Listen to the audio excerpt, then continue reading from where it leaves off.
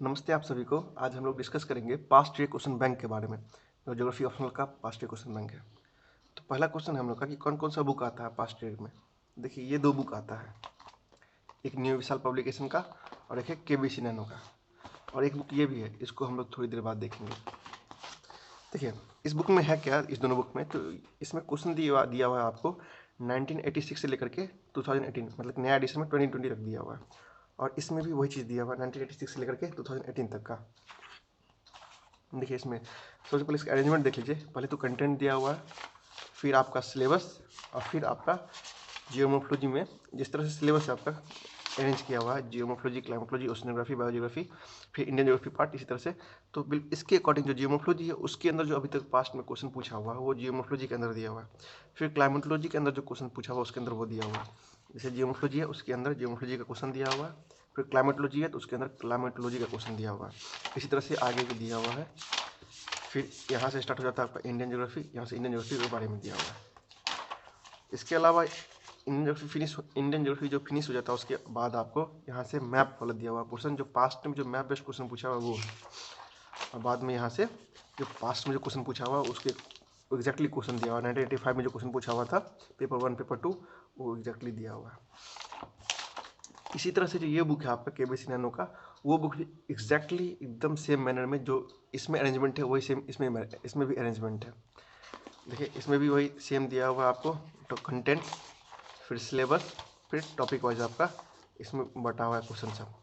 ठीक, इसमें भी वो पास्ट के क्वेश्चन बैंक दिया हुआ है, वो मैप बेस्ड क्वेश्चन दिया हुआ है यहाँ पे, और वो भी सेम मैनर में। अब देखिए ये दोनों इस हद तक सेम है कि इसका अगर कवर हटा दें और साइज बस छोटा है, नहीं तो कवर अगर हटा दें तो कोई बोल नहीं सकता कि ये किसका पार्ट है, ये केबीसी नैनो का है या न्यू विशाल का है। यहाँ तक कि जो मिस्टेक इस एक बुक में है सेम मिस्टेक दूसरे बुक में भी है।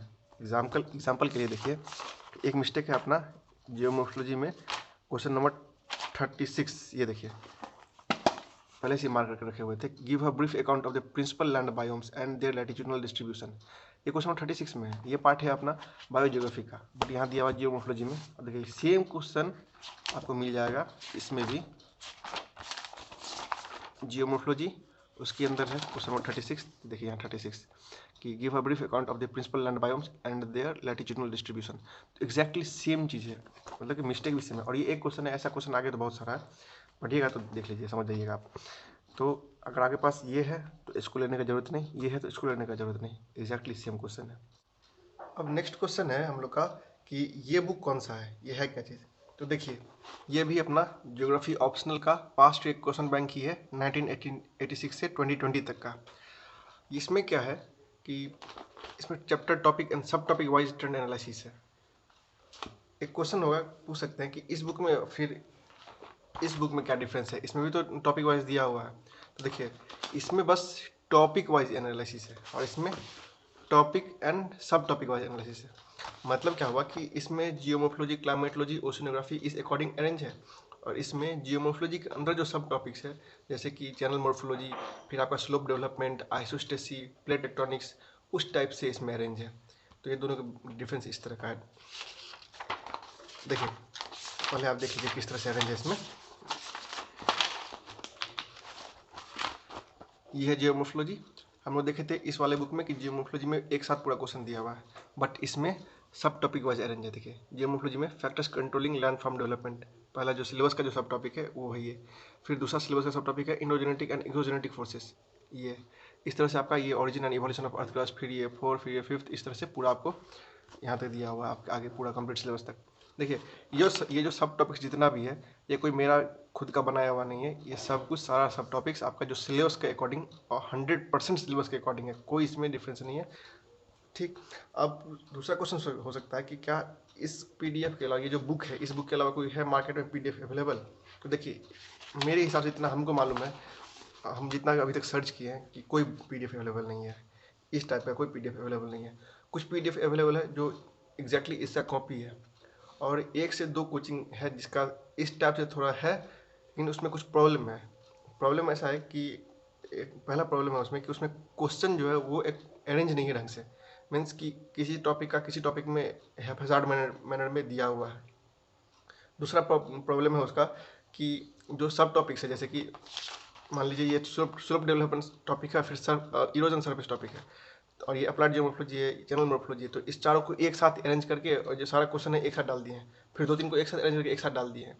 तो जो सब टॉपिक वाइज अरेंज है वो नहीं करके 4-5 टॉपिक में ही खत्म कर दिया चैप्टर को। तीसरा इसमें प्रॉब्लम है कि इसका जो इधर का पार्ट है, मान लीजिए जियोमॉर्फोलॉजी का है, सिलेबस हमारा है फिजिकल, ह्यूमन और इंडियन पार्ट वाला। तो इंडियन वाले पार्ट को फिजिकल वाले मिक्स कर दिए, तो उससे क्या होता है कि क्लियरिटी होने की जगह पे कन्फ्यूजन ज़्यादा हो जाता है कि आखिर किस पार्ट में पूछा हुआ है, इंडियन ज्योग्राफी के पार्ट में है या मेन पार्ट जो अपना लोग का है फिजिकल पार्ट, उस पार्ट में इसको पढ़ना किस टाइप से, तो वो कन्फ्यूजन हो जाता है। फिर दूसरा क्वेश्चन होगा कि एक्चुअली में फिर कौन सा बुक लिया जाए। देखिए, बुक लेना है अगर टॉपिक वाइज समझना है आपको तो ये बुक लीजिए, पीडीएफ को प्रिंट कराने से अच्छा ये बुक लीजिए। इसमें बहुत कुछ दिया हुआ है, आपका अरेंज बहुत अच्छे से किया हुआ है, एक कुछ कुछ जगह छोड़ करके, लेकिन अच्छे से अरेंज किया हुआ है। एक पेज में इस तरह से 2-2 पेज सामने दिया हुआ है, बहुत ज़्यादा पेज लगता भी नहीं है। साथ में आपका पास्ट ईयर क्वेश्चन भी अच्छे से दिया हुआ है इसमें। और जो इसका ये पार्ट है मैप क्लासिफिकेशन, ये आपको किसी पीडीएफ में नहीं मिलेगा इसके अलावा, इस दोनों बुक के अलावा। तो आप इसके लिए इसको यूज़ कर सकते हैं। अगर आप चाहते हैं इसके अलावा कि सब टॉपिक वाइज मिल जाए कोई पीडीएफ, उसको यूज़ करें ताकि पढ़ने में समझ में आए कि कोई टॉपिक पढ़े हैं, जैसे कि हम टॉपिक पढ़े स्लोप डेवलपमेंट, तो उसमें क्या क्वेश्चन पूछा हुआ है। ह्यूमन ज्योग्राफी में कोई क्वेश्चन पढ़े हम लोग, मान लीजिए कोई टॉपिक पढ़े हैं कि अर्बन मॉर्फोलॉजी में किस तरह का क्वेश्चन आप पूछा जाता है, उसको किस तरह से पढ़ें डिटेल में या ऊपर ऊपर पढ़ सकते हैं। फिर इंडियन पार्ट में देखेंगे कोई सेटलमेंट का, देख लीजिए कोई टॉपिक उसको पढ़ रहे हैं, मॉर्फोलॉजी ऑफ इंडियन सिटीज़ या functional classification of Indian cities, तो इसमें क्या पढ़ना है, इसमें क्या पढ़ना है, और इसको पढ़े हैं तो इससे क्या क्वेश्चन पूछा जा रहा है पास्ट में, इसके अकॉर्डिंग लेना है। तो हमको जितना नॉलेज है और जितना आपको बोल सकते हैं हेल्प कर सकते हैं, उस मामले में ये बेस्ट पीडीएफ है, बेस्ट बुक है आपका। ये मेरे द्वारा ही बनाया गया है, इसको खुद के लिए हम बनाए हुए हैं, और वही चीज़ है। अब फिर बोलेगा इसका प्राइस कितना है, क्वेश्चन पूछेगा तो इसका प्राइस जस्ट 25 है। अगर 2 समोसा का भी प्राइस नहीं है। इसको आप नीचे नीचे आप इसका टेलीग्राम लिंक है, उस लिंक पे जाकर के इसका आप सैंपल भी देख सकते हैं, और आपका लिंक भी दिया हुआ है जस्ट नीचे आपका डिस्क्रिप्शन में और कमेंट बॉक्स में, आप वहाँ से इसको ले सकते हैं। हम लोग नेक्स्ट वीडियो में देखेंगे कि एक्चुअली में इस पीडीएफ को यूज़ कैसे करें। इसमें कुछ कुछ कोड्स दिया हुआ है, ठीक है, ये कोड्स यूज़ किया हुआ है इसमें। जिस तरह से ये देखिए रेड कोड है, ये ग्रीन कोड है, ये तरह इसको यूज़ कैसे करना है, तो समझना किस है, और साथ में इसको प्रिंट आउट कैसे करना है वो भी हम लोग नेक्स्ट वीडियो में देख लेंगे। चलिए, थैंक यू।